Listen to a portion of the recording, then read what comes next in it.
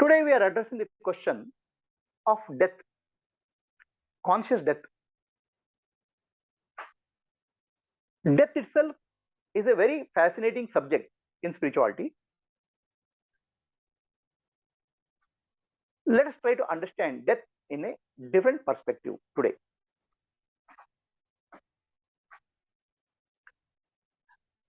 Yesterday, we went to a place in Jaipur. I am in Jaipur today.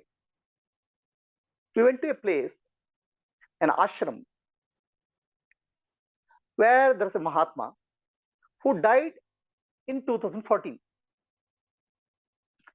His students, his disciples, refuse to believe that he has died. They believe that he has entered into Samadhi. So they are preserving his body in a place in Delhi, hoping that he will one day he will come back into the body. There's a lot of controversy about that. But for us, it's a fascinating topic to understand about death.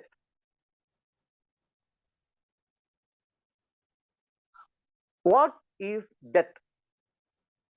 A very simple way to understand death is what you experience daily in sleep is death. Every day in sleep you experience death only. Sleep is a miniature death. The final death is a longer sleep. So if you understand sleep, you understand death. Death is nothing different from a sleep, a longer sleep possibly. So what is the difference between sleep and death then, if it is there? So every day we work and we get tired, our energy gets exhausted. So then what happens? Our body wants a rest. So rest is given in sleep. We have two types of muscles in the body. One is called voluntary muscles and involuntary muscles or autonomous muscles. I lift my hand. I am consciously able to lift my hand. It's a voluntary muscle. But my heartbeat, my breathing, my brain functioning is not voluntary. I cannot consciously exercise control on that. I would call it as involuntary or autonomous nervous system. So we have two types of nervous system: voluntary and involuntary or autonomous nervous system. So when you go to sleep, all your voluntary muscles and voluntary nervous system goes to rest. It's like switching off your washing machine or switching off your equipment or car. It takes rest. Continuously working on them, continuously using that vehicle creates a wear and tear.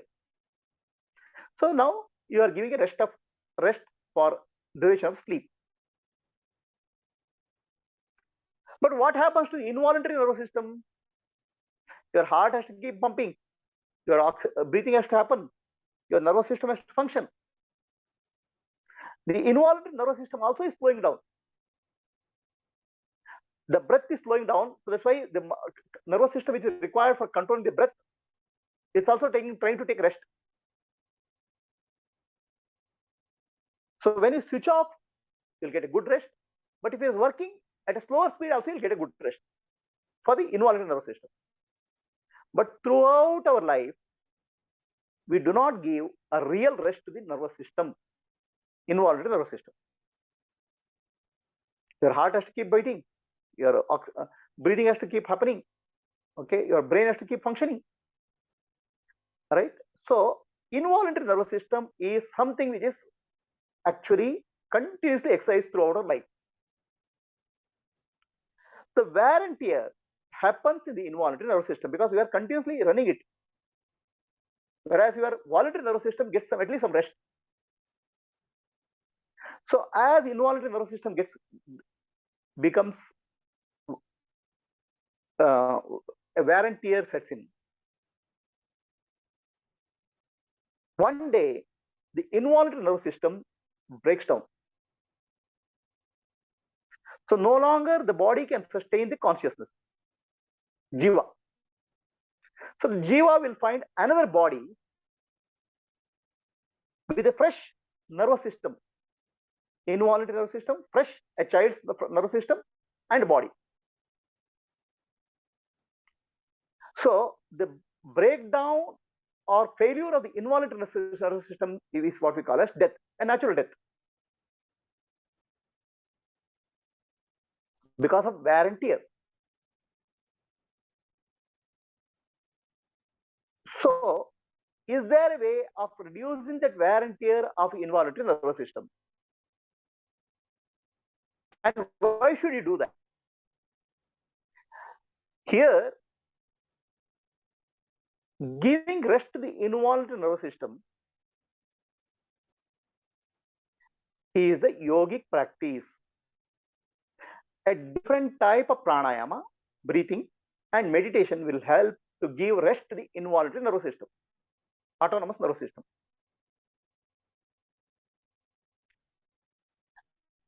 Our breathing happens continuously.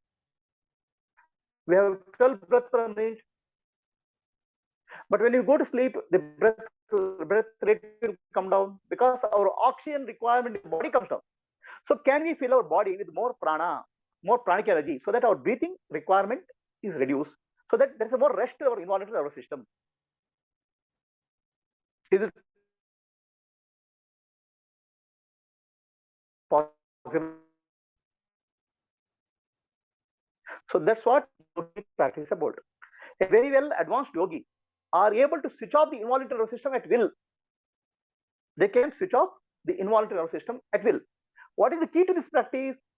Key to this practice is filling your body with pranic energy, not leaking your energy in various activities, storing energy in the nervous system called Brahma Kapala. So then what will happen? Your requirement of the involuntary nervous system comes down. Then you can switch it off. So the mastery over the involuntary nervous system is what is called yoga in essence.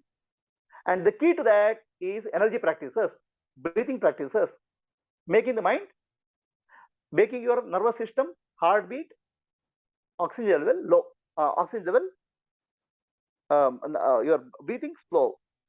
So the breath has to slow down from 12 breaths per minute as low as 1 or 2 breaths per minute by increasing the pranic energy in the brain, nervous system. So then what will happen? You are able to consciously give rest to your involuntary muscles. This practice is called Yogic Samadhi, a Samadhi by yogic practice. So we have heard many yogis, their heartbeat will stop, the breathing stops, but they don't die. They come up again. We have heard of Ramakrishna Paramahamsa. Suddenly his heartbeat stops. Then again he'll come up. Okay. So what has happened is there's enough pranic energy in the body. Involuntary nervous system doesn't have to function. So it stops. But again comes back. So what happens in case of other people, normal people, is that involuntary nervous system, there's a wear and tear. So the body cannot, the body cannot sustain any activity, breathing or anything. So it dies. Whereas yogis are able to die consciously, stop the involuntary nervous system. But because involuntary nervous system is not damaged, wear and tear has not happened, they again come back to life. This is the difference between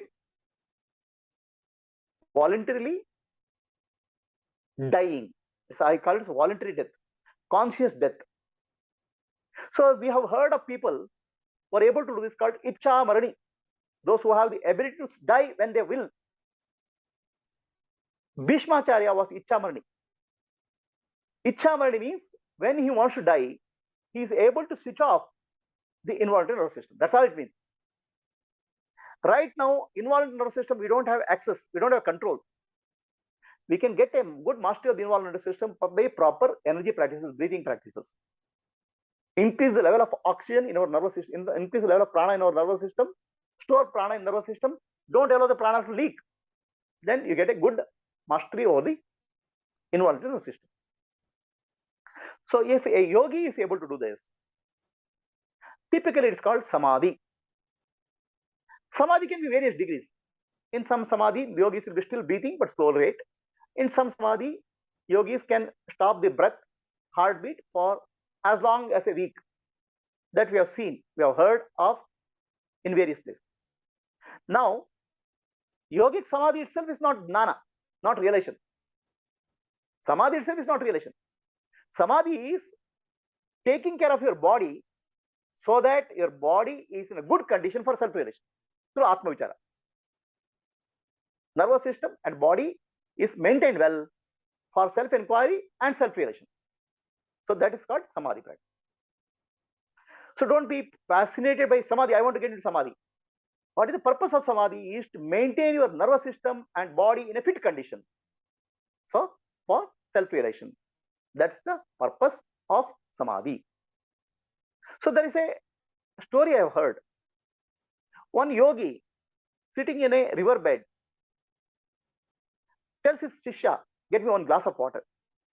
The shishya goes to get glass of water. By the time there's a flood in the river, the yogi is buried in sand. So when he comes up, after a week, people take him out of sand. He was in samadhi. He was not breathing. His heartbeat had stopped. They revive him. This is actually called hibernation.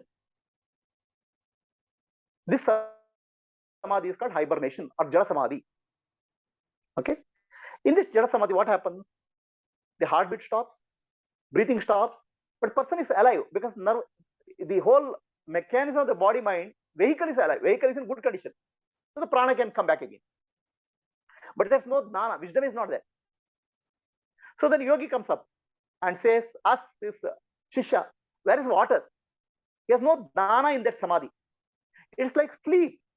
When you go to sleep, whatever jnana is there, the same jnana will come out. Nothing, no extra thing will happen in sleep. So this is what is called death. And this is what is called conscious death. A yogi is able to die consciously. Consciously is able to switch off. Like I'm able to switch off my washing machine. How? By pranic energy practices. Okay. So now this is called ichha marana. When you want to die, you can switch off. That's why many yogis will be able to say, this is the date and time I'm going to die.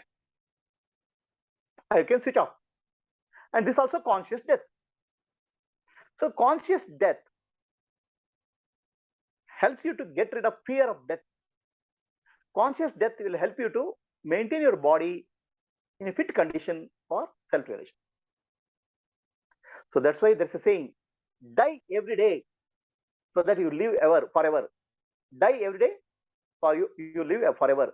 That means make your energy breathing practices, pranayama meditation in such a way that you are almost deeply silent.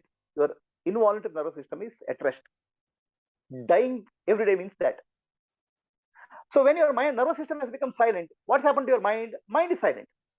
When the mind is silent, mind is one with the Atma, the self. Okay. So you are actually connecting with the self every day. But of course, there's no jnana, as I told earlier. Jnana has to come through Shravana, Manan, Nidhyasa. So in the process, what will happen? Your nervous system, all the noise in the nervous system comes down. More and more, you will be silent during waking hours.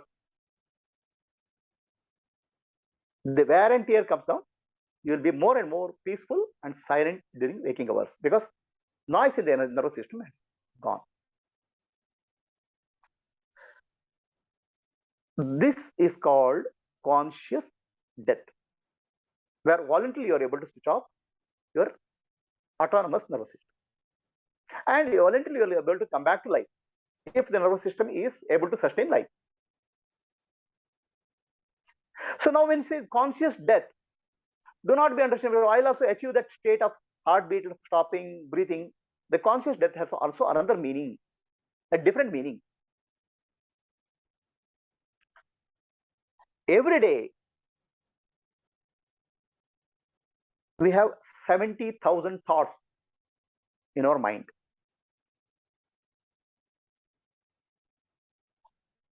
If you are able to reduce 70,000 thoughts in the mind by Atma Vichara, self-enquiry,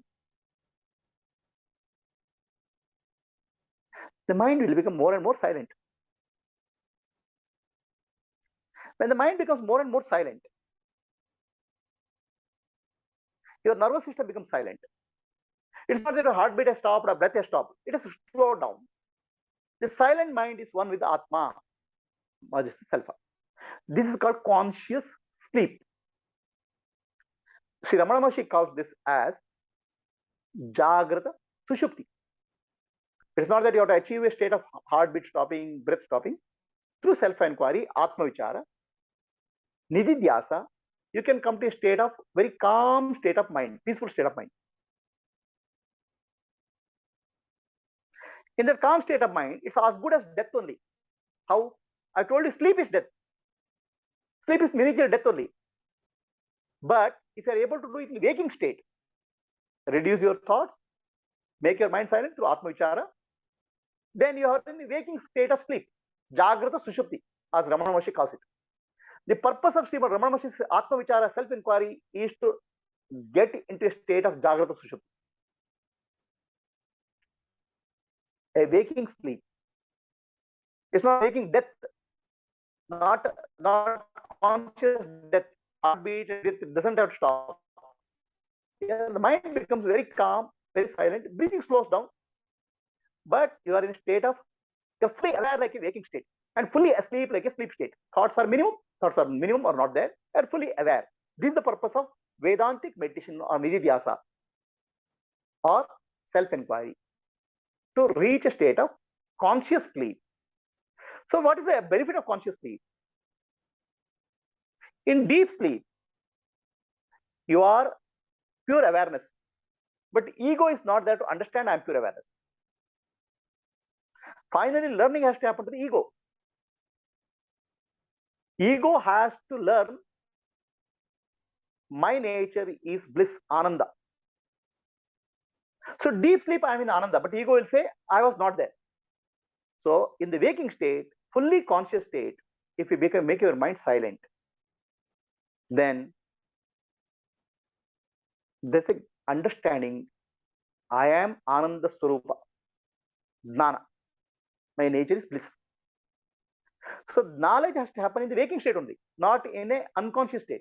That's why the samadhi where heartbeat and breath stops, there's no jnana. Jnana has to happen in the waking state, fully aware. Okay. So what is the awareness? I am so peaceful and silent because thoughts are not there. I am fully aware. Awareness is there. Sachidanand Swarupoham. It's called Jagrata Sushupti. Ramana Maharshi says, through self-enquiry, get into Jagrata Sushupti or waking sleep. So you understood? Death, conscious death or samadhi, and next step, what Ramana Maharshi says, Jagrata Sushupti or waking sleep. You have understood. Waking sleep gives you jnana.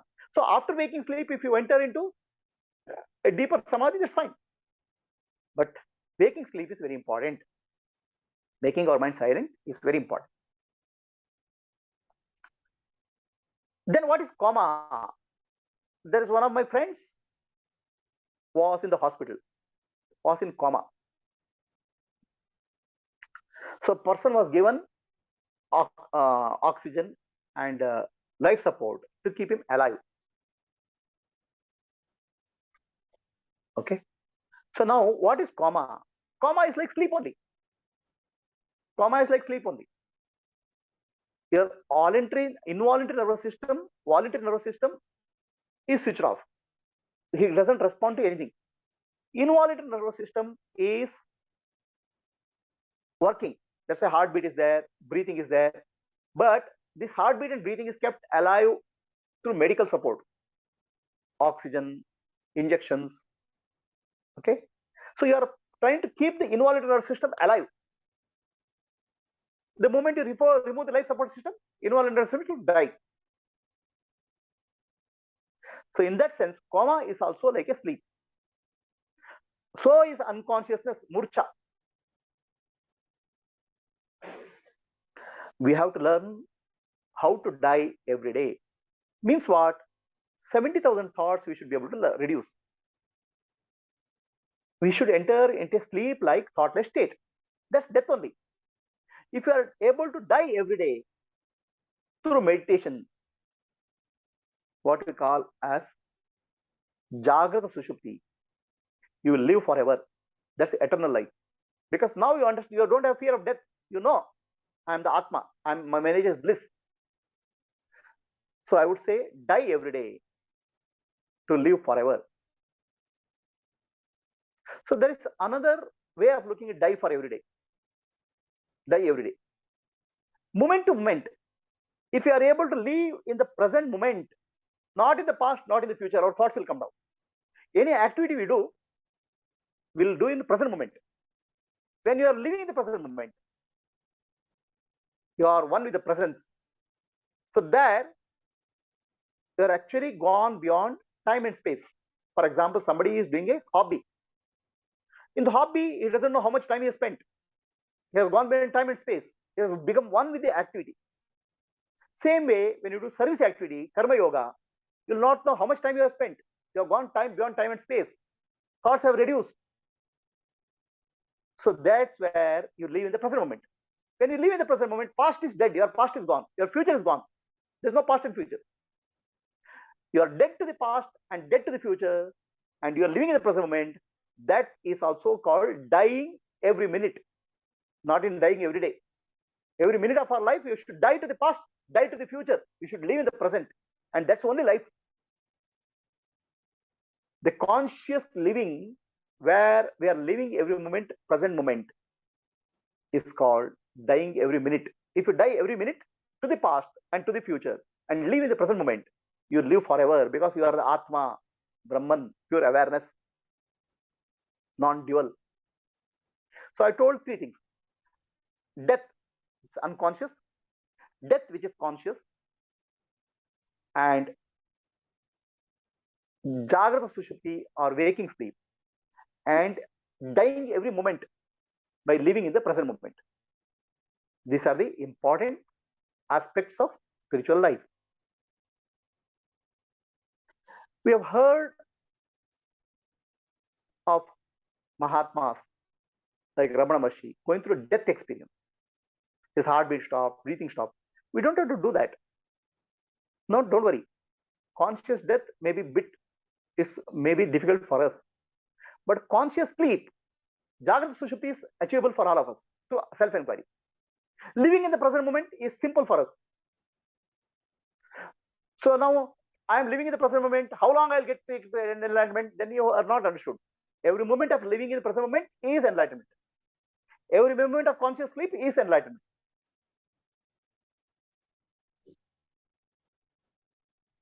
Liberation. So any questions are there?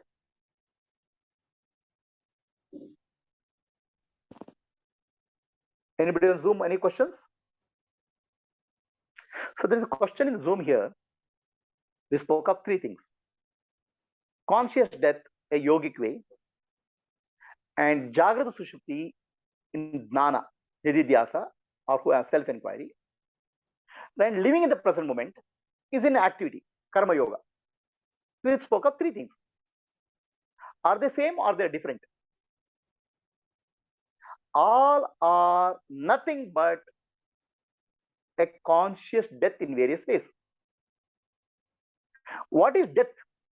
The death means mind has stopped functioning. It's about mind, not about the body. Our mind has become silent. Silent mind is one with the Atma. So that's why I told death means going to sleep is death. Because in sleep, mind has merged with the Atma, pure awareness. Okay? So what is there in the sleep is pure awareness. A yogi is able to create, he gets a more mastery over the body, mind and nervous system. He is able to switch off. So then when they switch off, he is in pure awareness only. But jnana is not there. For jnana to happen, the conscious mind is required before switching off. Okay? So it's called conscious death only. But conscious death is not liberation or enlightenment. is a temporary phase. It's called samadhi. Whereas the conscious sleep is liberation, because you are going through self-inquiry. Who am I? Atma Vichara. Jnana has happened. Then your mind has become silent. So that's also is in a sense of saying conscious death only, because you are entering deep sleep state. It's also conscious death. But what is the difference? In this consciousness death, there is a awakening. Awareness is there. My nature is bliss. So when you live consciously in karma yoga or living in the present moment, then what happens? You know, I'm not the doer, I'm not the enjoyer, I'm not the karta, bhokta, nata, I'm not that. I'm pure awareness and I'm fully only the work. So then what will happen? That's also conscious death. Consciously, ego is not there. Ego is gone. Mind is gone. So all the three are conscious deaths in various ways. A breathing mastery yogi gets a lot of mastery over life and death of the body. A Gnani gets in the conscious death of sahaja, what you call as Jagrata Sushupti or waking sleep. So Gnani becomes enlightened. A karma yogi drops his karta, bhokta, jnata, the doership, enjoyership, and knowership. All these things are dropped when he does karma yoga. He is in the present moment. He has dropped the past, he has dropped the future, he has dropped the desires for any fruits. So in this way, all are conscious deaths. Each conscious death has its own benefit.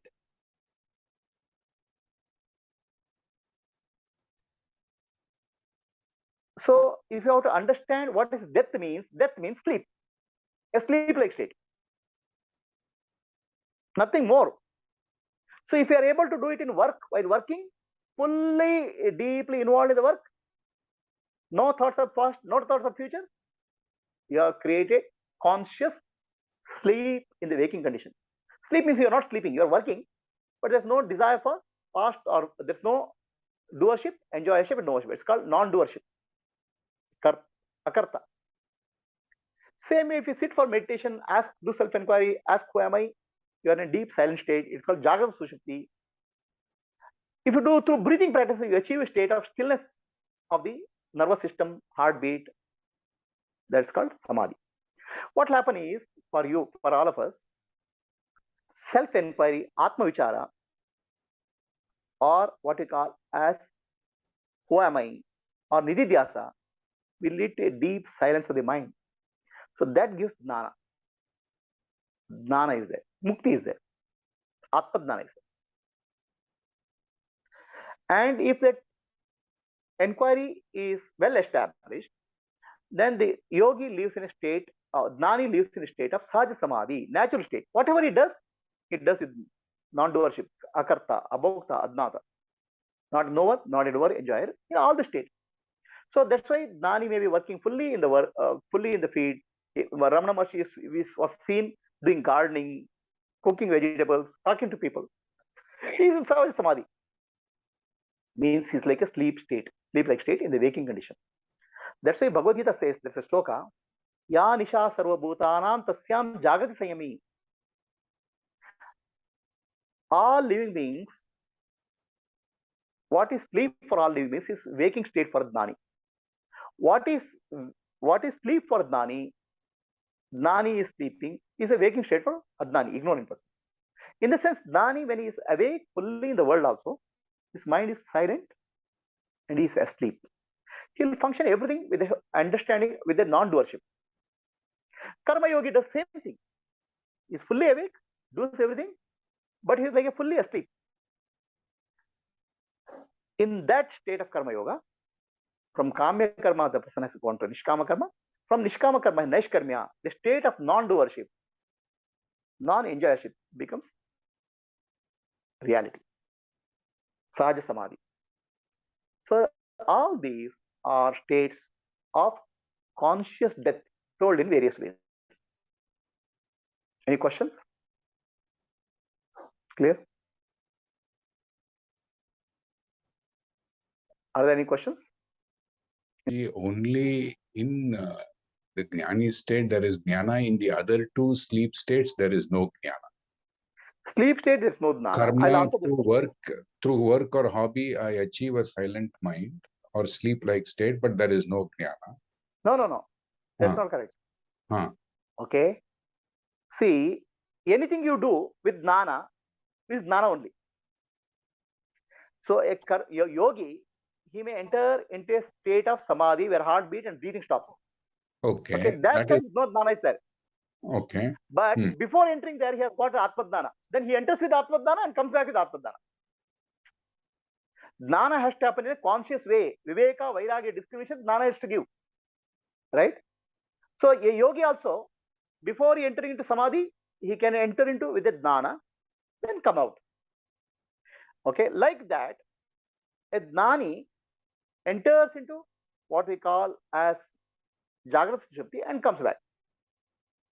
A karma yogi inquires, who am I? Who is the doer? There's no doer. Who is the enjoyer? There's no enjoyer.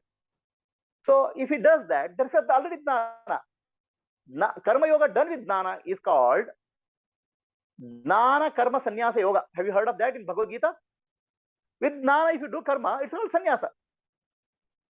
So anything done with jnana, with proper viveka and vairagya, is freedom. Forget about samadhi. Even if you go to sleep, if you are going to sleep with clear viveka and vairagya, you understood I am the Atma, I am pure awareness. And when I go to sleep, I am in pure awareness. That sleep itself is a samadhi state. It's not an ordinary, it's a conscious sleep. Oh, but so how do I go to sleep in awareness, Prabhuji? You don't have to go and sleep in awareness. You are in awareness in sleep only. You don't have to go to sleep in awareness. You have to go to sleep in understanding. Okay. See, for example, you are in a corporate life, right? Okay, yeah. When you go to sleep, what will you go to sleep with?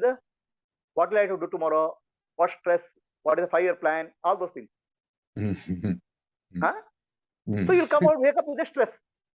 If you go to sleep with the understanding I am Brahman, I am pure awareness, that will go deep into your unconscious or subconscious mind, and you'll wake up with that. That's all. Okay. Have you heard many of the people find a lot of solutions to the problem in sleep? Right? Because in sleep, you are going into pure awareness. Ishvara. So you'll come out with a solution. So if you are able to go to sleep with the awareness and understanding, I am Atma, I am Brahman, I am pure awareness, that will go deep in you. Is it simple? Okay. Yeah. So the basis is actually anything. The starting point, if it is jnana, then it is actually mukti. With jnana, anything you do will become magnificent. Otherwise, it's a standard yogic practice of breathing and kundalini, where even breathing and kundalini with jnana, it may get transformed into liberation. See, jnana with adnana, ignorance, you do whatever is there, there will be mechanical practice. Correct. Samadhi may result, but no jnana. That's what. So with the puja, when you do puja with pure understanding, Ishta Devata and myself are one reality, that puja itself is jnana. That's why we see many Mahatmas, Jnanis, they do puja also. Right? Whatever you do in jnana will shine. Whatever you do in adnana will become mechanical practice.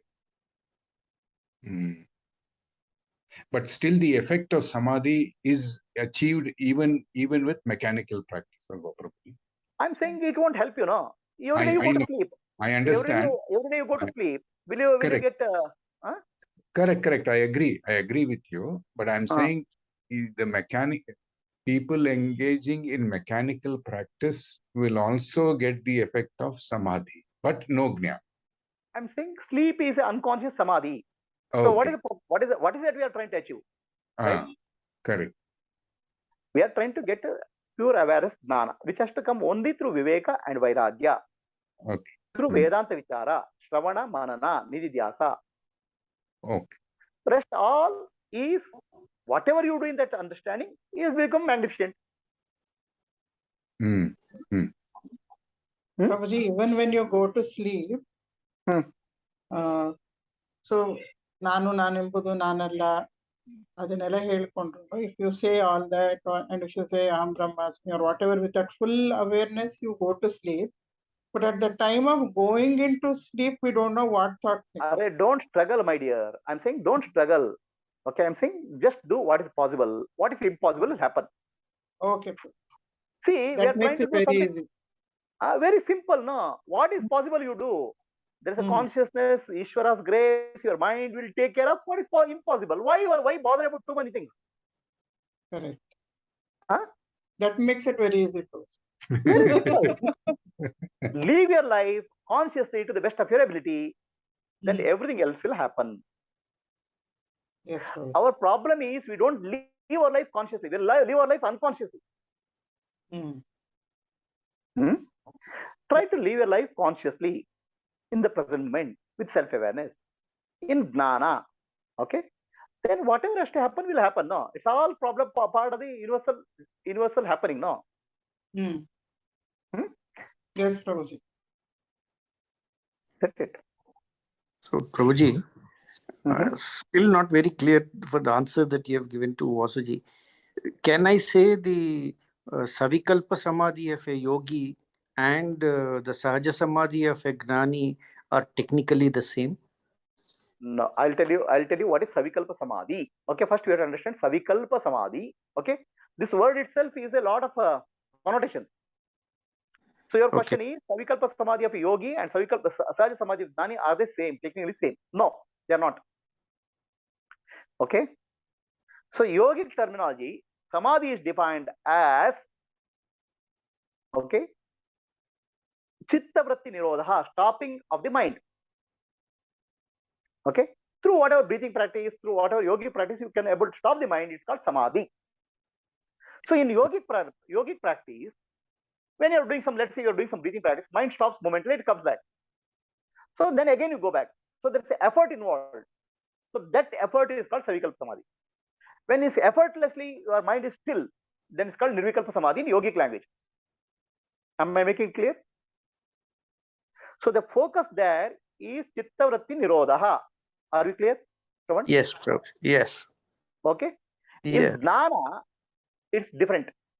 Okay, Jnana is very different understanding of Samadhi, Savikalpa and Nirvikalpa. So Jnana, yogis, Jnanis say, Samadhi is also a state of mind. Mind gets absorbed, then it becomes silent. So it's not a state of realization in that sense. Okay. When the mind is silent, it's like a sleep only. What is that? Right? That's what Jnanis say. So Jnanis say, what you get before you enter into deep sleep or before you enter Samadhi makes a difference. That's called Atma Vichara. So from Jnani's point of view, Samadhi has a what you call Savikalpa and Nirvikalpa has a different connotation. They're not same connotation as yoga. This actually whole thing has confused the spiritual field. So Jnani is focusing on Nirvikalpa Jnana, not Nirvikalpa Samadhi. Okay, they're very different. So in Jnana, we do not accept that mind, there is no thoughts in the mind any point of time. A thoughtless state of mind is impossible. That is the understanding of a Jnani. So what is possible is thoughts can be in dormant condition or thought can be in manifest condition. In deep sleep or Samadhi, thoughts are in dormant condition, causal state. In the waking state, they come manifest, right? So thoughtlessness is impossible according to Jnana. Okay, so if thoughtlessness is impossible, then what is the meaning of Nirvikalpa and what is Savikalpa? So Kalpa means imagination. Okay. So imagination that world is real, I'm the body is called Kalpa, Kalpane, imagination. Nirvikalpa means that imagination is gone for you. How does it go? Through Viveka and Vairagya, the imagination is gone for you. That world is real. Jagat Mithya is true. Nanu Nanembudu Nanalla, Ideha Manabuddhi Nanalla, Sajadan Atma Shiva Nan Nane, Shivoham Shivoham. I'm not the body, I'm not the mind, I'm not the intellect, I'm pure consciousness. That is also true. Self and the world, imagination is gone. Kalpa is gone. Okay. So now when the imagination is gone, so that is called Nirvikalpa. It's a Jnana state. It's not a state of sleep-like state. It is not a state of thoughtless state. Now, only thing what has happened is that initially it's a gross thought. Okay, when you do Atma Vichara, when you do self, it's a gross thought. Okay, so as you do deeper, that gross thought will become subtle, and it goes causal, deep inside your consciousness. Right? So what is conscious becomes subconscious and unconscious also, in that sense. Okay, when it becomes subconscious or unconscious, there is no conscious effort to. Sorry. Yes. This is in the path of a sadhaka with gnana. You're saying with gnana, yes. When his thought is going deeper and deeper, this happens. Yeah. So the samadhi which we are speaking in yoga and samadhi which we are speaking in gnana, they are very different. Right? In gnana samadhi, through you have come with a very clear questioning. Who am I? Right? Then what happens is there's a what you call as aparoksha gnana. Okay, aparoksha gnana is recognizing. That aparoksha gnana is clear-cut recognition of what you are. No longer it's a concept. As long as this concept is there, even if the mind is silent, gnani is in savikalpa samadhi because concepts are there. Vikalpa is there. Yes. Once you recognize something, there's no vikalpa. With aparoksha gnana, vikalpa is gone. Then it's called nirvikalpa. Right? For example, I'll tell you a round object which you can hold, which you can drink something. So then you start imagining. So that imagination, you're not caught the object clearly, but you're close. You're imagining what it is. I'll say it's white color. It is cool. So you start imagining. So in Dana, Brahma Satya, Jagan Mithya, as long as that imagination is involved, it's called Savikalpa. So then when you see the glass, oh, this is glass. I was telling you about this glass, holding the cup and drinking. Then no concepts are available to you. The concepts are not gone. All kalpa is gone. Kalpana is gone. Recognition has happened, right? So that's called nirvikalpa. Kalpa. So the confusion comes because even a yogi is told that he goes into this savikalpa samadhi with a thought like soham. Yes. And even a gnani's teaching is also same thing. No, they are not same. They are not same. How? I'll tell you. Okay, yogi goes samadhi.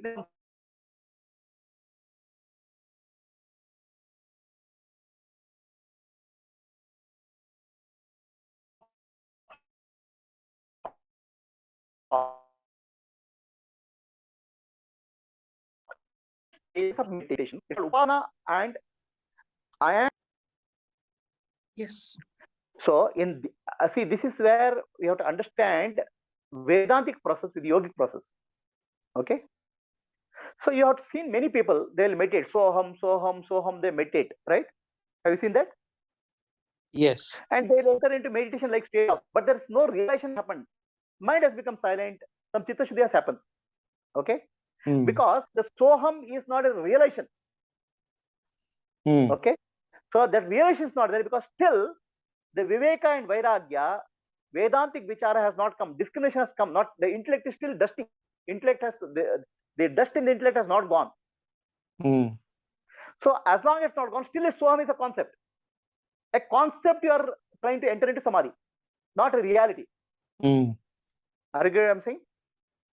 Okay. Still it's a concept. Soham is a concept. It's not a crystal clarity. So if this crystal clarity is required, then soham is not required because it's clear to you. Okay. So in that case, Prabhuji, actually this yogi or gnani, there is no real difference. It's only this. No. Listen carefully. Okay. Okay. So both are trying to enter into silence. Both are trying to enter into samadhi, right? So both you are saying both. There's no difference. Okay. Both are. I'm fine. Fair enough. Right. Both are ultimately both are trying to do something. So yes. in Gnana, we have only two stages. Before you have clear recognition of the self, clear recognition without a doubt. It's called a perception. No, it's not a perception. Recognizing that I am Brahman, that recognition happens. It's called aparoksha jnana. So before aparoksha jnana and after aparoksha jnana, they're very different. Okay. In aparoksha jnana, simply you sit. You don't. There's no effort. You don't have to repeat. I am Brahman. I am Brahman. I am Brahman. You don't repeat. You know you are Brahman. That's all. Okay. Whereas before aparoksha jnana, even a jnani also may do some practices. That's called upasana. Okay. That's called aham graha dhyana. Aham graha. You're catching out of I am. Okay. And you're holding it. Then you say, holding on that I am, you're saying I am Brahman, superimposing on that Brahman. So this is typically where it's said in meditation, you hold on to I am and say I am Brahman. So you're not recognized, you're holding on to something still. So there also, Nani may say, Soham, I am Brahman, he has to repeat. So in that repetition, you'll enter into a deep silent state. That's fine. But the difference here, still he has a deep inner feeling that I am not recognized. Yes. So the Chitta Shuddhi is happening in both the cases, yogic case or Gnani case. Okay. So Gnani, he has recognized I am Brahman, then Aparoksha Jnana has happened. Pure awareness. Now there's no more requirement to Soham, nothing is required. He may use it as a technique, but it doesn't matter to him. So that Aparoksha Jnana is the key, whether it's yoga or Jnana. Yoga or Jnana will help you to calm your mind, make you silent your mind. But ultimately, Aparoksha Jnana makes a difference. Yeah. So once he got that Aparoksha Jnana, he is anyway Gnani. I'm talking of people who are in this path of Jnana and the path of yoga. For them, no, it is also not same. It's also not same. Okay. So when yogi says, I am going to Self-Enquiry Samadhi, he says, I am trying to reduce my thought. Momentarily, my thoughts have gone down, and again, my thoughts have come up. He has a gap in thoughts that he calls as Self-Enquiry Samadhi. He has an effort to come back. Understand? Okay. He is trying to achieve a thoughtless state by doing some practice. So momentarily, he got something and got out. That he calls as Self-Enquiry Samadhi. Okay. Right? The purpose is thoughtless state in that. Here, in Yogi Vedantic Self-Enquiry Samadhi, there's a Vichara. Okay, Vichara is, okay, first is, there are 3 stages. Okay. Rupanvit Self-Enquiry Samadhi, Shabdanvit Self-Enquiry Samadhi, and Nirvikalpa Samadhi. So you're using a logic to get rid of wrong understanding. It's not, the purpose is not to make your mind thoughtless. Purpose is to make your mind free from wrong thinking. Okay. Right? In the free from wrong thinking, okay, if he is able to do it with effort, that's a sense of I have to do Vichara. I have to do some separation. So that sense of doership is there. Then there's a duality. I am meditating. I am trying to hold on to thought called Aham Brahmasmi. So I am holding on to thought called Aham Brahmasmi. There's a subject-object duality is there. That's called Savikalpa. Okay. So when that I am Brahman thought is gone, the understanding is very deep because of Aparoksha Jnana has happened. Then he doesn't have to hold thought. So then what happens? The thought has gone deep. Now it doesn't require any effort at all. That's called Nirvikalpa. He can walk, he can talk, do anything.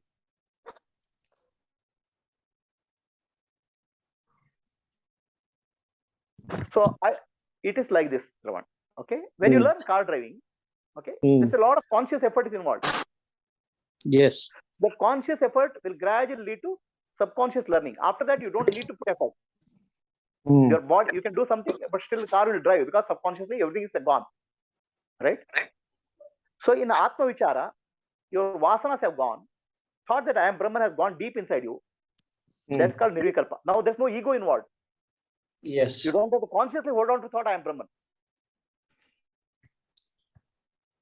Yes, I understand this from a Gnana Marga point of view, but I was wondering, even the yogi, even if he gets to Nirvikalpa Samadhi or finally gnana through yoga, he has to go through the same. No. The gnana through yoga is not possible in that sense. So here you have to understand difference. Okay. Yoga is a very good process for mastering the mind, chittavritti. Yoga is very good process for you to control your mind and get into nirvikalpa samadhi also. No problem. Okay. But the purpose there is to stop the thoughts. Okay. So then retaining... what happened? So the purpose is not I am Brahman has not come. He may have a concept I am Brahman. The I am Brahman concept has to come through only Vichara, Atma Vichara. Okay. Right? So what happens is the positive thing has not happened. The positive gnana has not happened. Even if you do repeat nirvikalpa samadhi for thousands of years, still the same problem. So there is a story in Yoga Vasishta. Okay, Yoga Vasishta, there is a crow called Kaka Busundi sitting in a tree. So then Rishi goes and asks Kaka Busundi, okay, tell me about all this creation. The Kaka Busundi says, I have seen many Brahmaji's creations. Many Brahmajis have come and gone. I've seen the creation, dissolution, right? And what I do, when Brahmaji comes up, I went to Nirvikalpa Samadhi. Then I come up again. Again, another Brahmaji has come. It's like a sleep. No dana is there. Atma dana is there. Atma dana is there. In the absence of Nirvikalpa Dana, okay, what will happen is, yogis think that Samadhi is realization. They want to again and again do Samadhi. They will become Samadhi Vasana. Oh, okay. Understand? Okay. Yeah, understood. So I want to sit in Samadhi for 24 hours. I want to sit in Samadhi for 10 years. Like that will happen. So the individual I is who are held on to and not willing to give up. Individual I is actually trying to hold on to a practice. Okay. Okay, that's where the difference is. And that individual I will not dissolve without a proper Vichara. Atma Vichara. Yes. Understood? Without inquiring what that individual I is, a yogi cannot go further. That's what you're saying. But yoga is, I'm not denying the benefit of yoga. Okay, yoga is very useful. Breathing practice are very useful.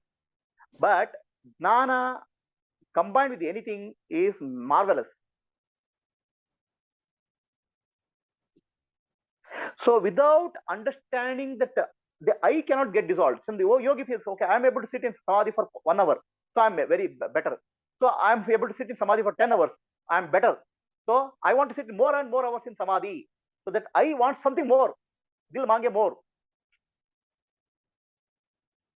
Okay. Yeah.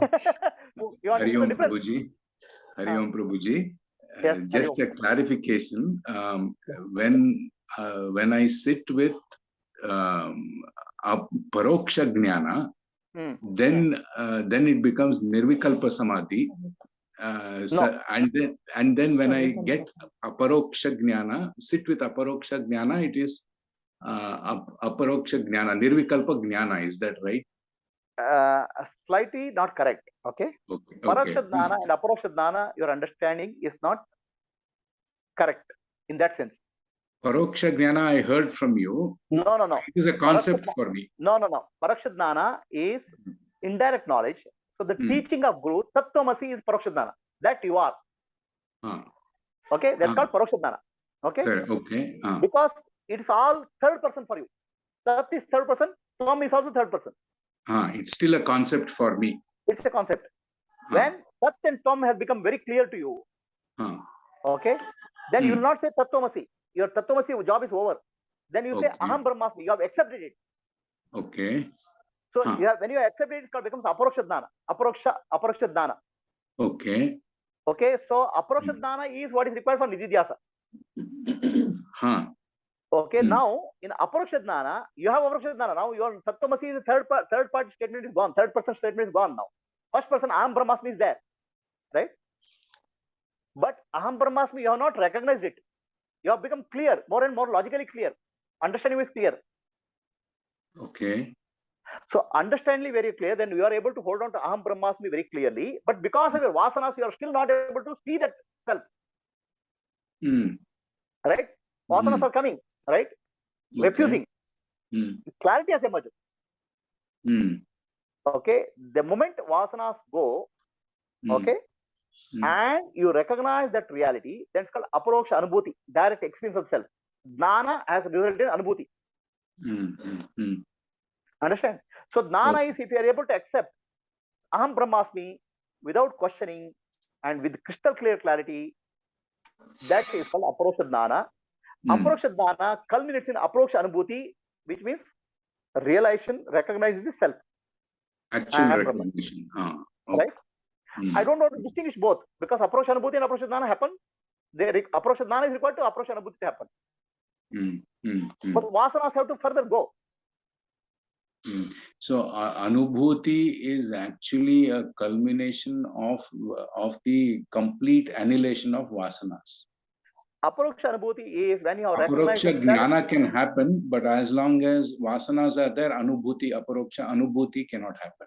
Aparoksha anubhuti happens when you recognize the self. This is the real meaning. Now there is no more concepts.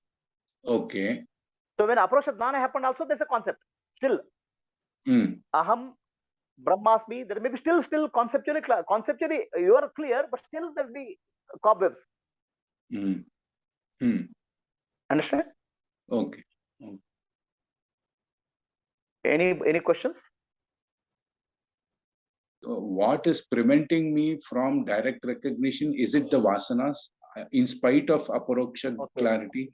So what is preventing me from recognizing that is the me. Your question is what is preventing me from recognizing that is the me. Okay. What is this me? You find out. Okay. Understand? So you're still a concept of me. So your question is what is preventing me from recognizing the anubhuti is the me. You are asking the question. One who is asking the question is the answer. Me. What is your me? You have to be very clear. Okay.